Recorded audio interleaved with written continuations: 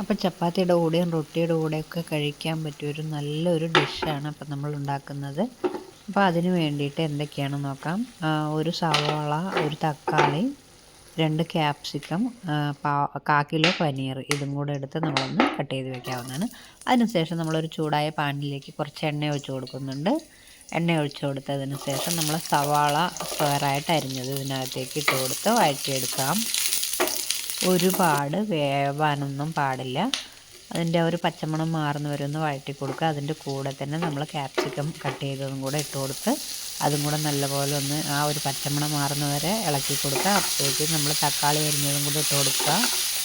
അതും ഇതുപോലെ അതിൻ്റെ ആ ഒരു പച്ച ചുവ ഒന്ന് വിടുന്നത് വരെ ഇതുപോലെ ഒന്ന് കറക്കി ഇളക്കിയെടുക്കാവുന്നതാണ്.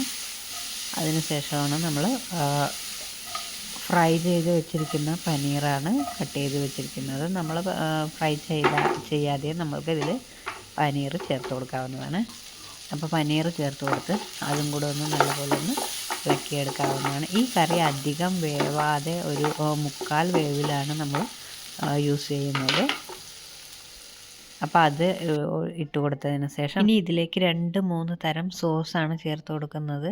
അപ്പോൾ സോസാണ് പനീർ ചില്ലിയുടെ ഏറ്റവും ടേസ്റ്റ് ആയിട്ടുള്ള ഒരു സംഭവം. അതായത് പച്ചമുളകിൻ്റെ സോസാണ് നമ്മൾ ആദ്യം ആയിട്ട് ഇതിനകത്തേക്ക് ചേർത്ത് കൊടുക്കുന്നത്. ചെറിയ ഫ്ലെയിമിൽ വേണം തീ വയ്ക്കണമെങ്കിൽ.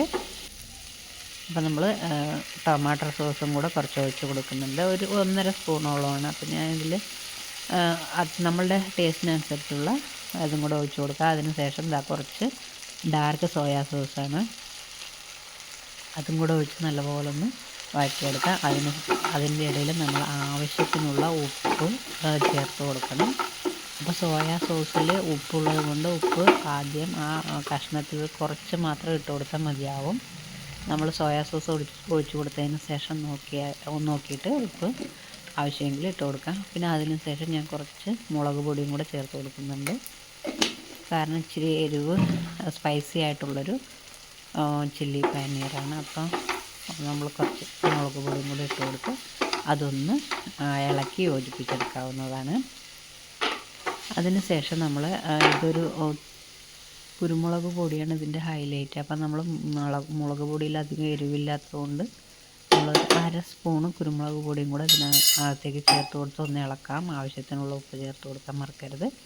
പിന്നീട് നമ്മൾ ചേർത്ത് കൊടുക്കുന്നത് 1.5 സ്പൂണ് കോൺഫ്ലവർ വെള്ളത്തിലൊന്ന് കലക്കി വെച്ചതാണ്. അപ്പോൾ ആ ഒരു ഗ്രേവി ഒരു തിക്നെസ് കിട്ടാൻ വേണ്ടിയിട്ടാണ് ഇത് ചേർത്ത് കൊടുക്കുന്നത്. അപ്പോൾ ഇത് ചേർത്ത് കൊടുത്തൊന്ന് ഇളക്കി ഒന്ന് പരുവായി നമ്മൾക്ക് തീ ഓഫ് ചെയ്യാം. അപ്പോൾ ഇത് ചോറിൻ്റെ കൂടെ ആണെങ്കിൽ ചപ്പാത്തി എല്ലാൻ്റെ കൂടെയും കഴിക്കാൻ പറ്റിയ ഒരു അടിപൊളി ഹോം മെയ്ഡ് ചില്ലി പനീറാണ്. അപ്പോൾ ഈ വീഡിയോ ഇഷ്ടമാകുകയാണെങ്കിൽ ലൈക്ക് ചെയ്യുക, ഷെയർ ചെയ്യുക, സബ്സ്ക്രൈബ് ചെയ്യുക.